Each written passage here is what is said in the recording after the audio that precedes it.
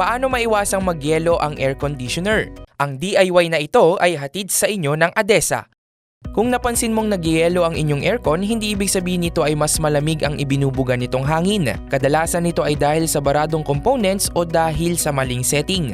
Kaya narito ang ilang hakbang para maiwasan ang pagyelo ng inyong aircon. Una, panatilihing malinis ang air filter dahil mabilis itong dumumi lalo na kung maalikabok sa paligid. Ikalawa, huwag masyadong babaan ng thermostat setting. Kapag masyado itong malamig, bumababa rin ang pressure sa coils na posibleng magresulta sa pagyelo. Ikatlo, panatilihin ng maayos na airflow. Ikaapat, panatilihin ding malinis ang drainage system dahil ang naipong moisture ay maaaring maging sanhi ng pagyelo. At ikalima, gumamit ng aircon na akma ang sukat sa kwarto o silid. Gets mo ba? Sige nga, do it yourself. One day, isang araw, masayang naglalaba si Snowy.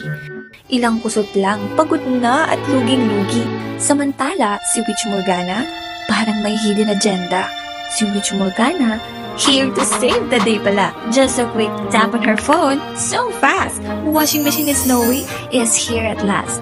Yan ang delivery bilis ni ADESA. Installment approved bilis na, 0% interest pa up to 12 months. Sa ADESA installment, kaya-kaya.